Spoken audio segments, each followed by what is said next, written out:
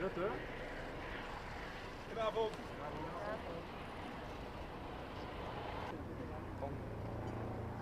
Oh,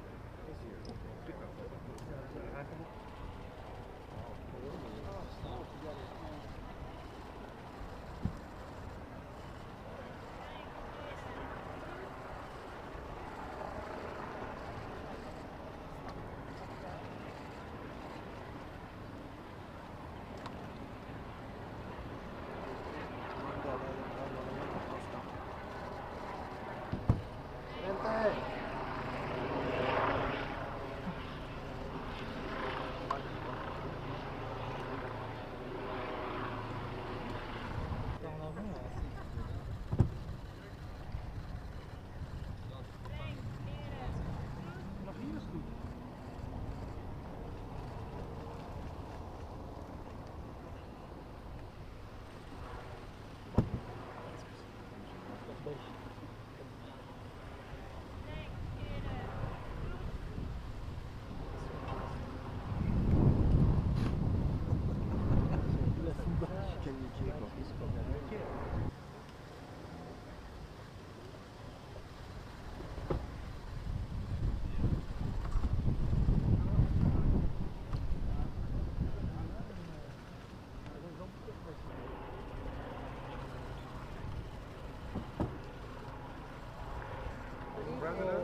Good evening.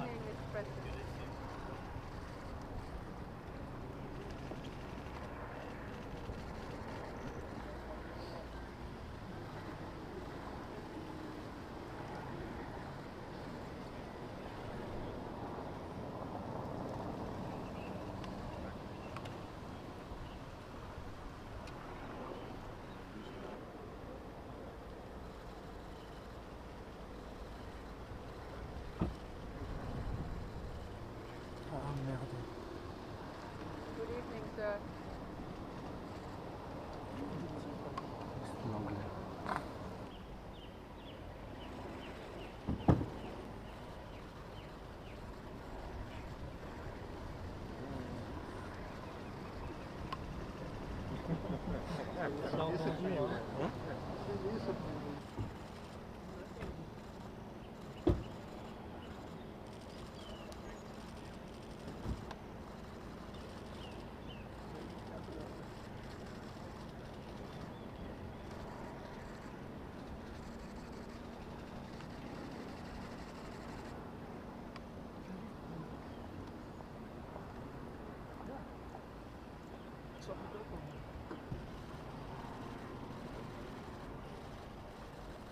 Bonsoir. Can we take one picture here? Mr. President, over here, please. This is Macron. Thank you. Thank you. That's it.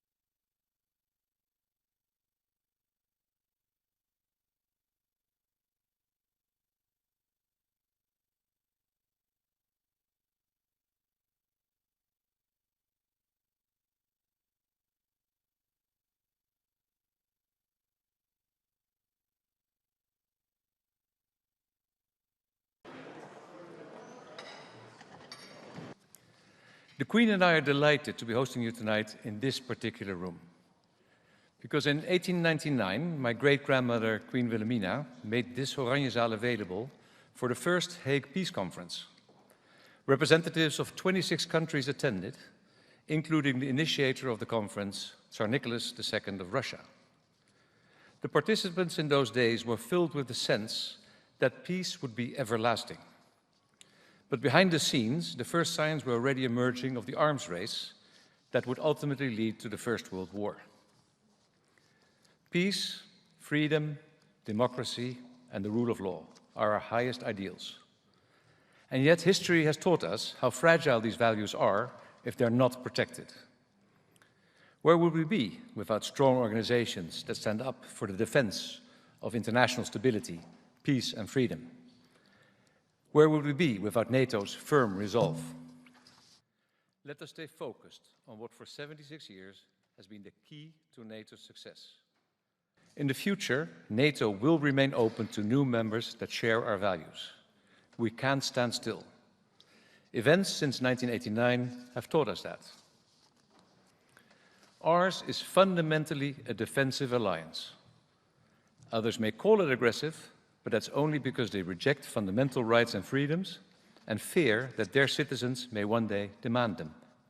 To the Dutch government for organizing this NATO summit over the course of 2 days. Mr. President, it means so much to us to welcome you in our home tonight. We cherish the bonds of friendship that will always unite our nations. Our friends and partners from the Indo-Pacific region are welcome in our circle as guests.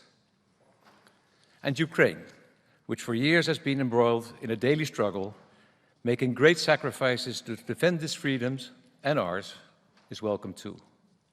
The people of Ukraine, with whom we feel such close ties, deserve our continuing support. It's impressive to see how we, as NATO countries, have succeeded in forming a shield behind which peace and freedom can flourish. A shield that's providing more and more people with protection. At the same time, every successful organization must always remain alert and have the courage to ask itself critical questions. Are we properly equipped for the challenges we face today? Is the division of costs and benefits amongst us sufficiently well balanced? How can our alliance operate more efficiently and effectively? These questions are especially relevant now that the threat posed by Russia and other hostile countries is taking on unprecedented new dimensions. But it is all worth it. This truly is a historic summit. Well, it's rightly argued that we need to make sufficient investments in our security and that there must be a balance in the financial contributions made by the members of the alliance. There can be no solidarity unless everyone shoulders their own responsibility. Perhaps, beside Article 5 of the NATO Treaty, there needs to be more focus on Article 3, the provision that says that, and I quote, parties, separately and jointly, will maintain and develop their individual and collective capacity to resist armed attack. These subjects are bound to come up in your discussions tomorrow. I know that you will address them with wisdom, and I have every confidence that the outcome will be a NATO that is stronger than ever. Cheers. Cheers.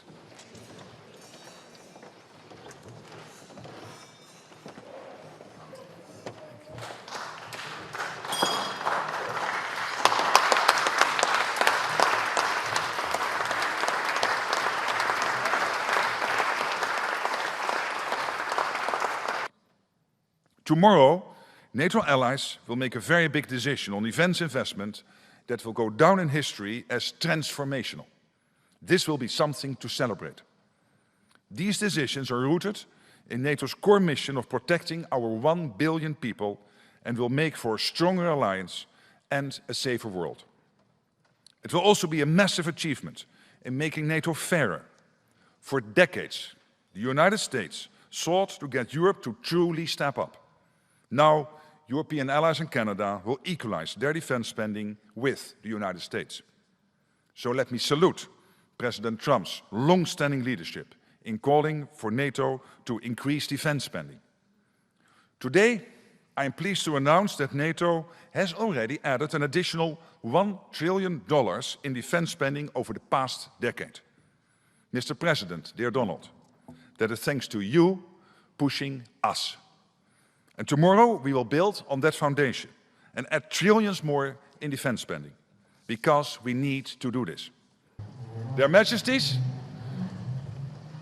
King Willem-Alexander, Queen Máxima of the Netherlands, and thank you for hosting us at this beautiful place.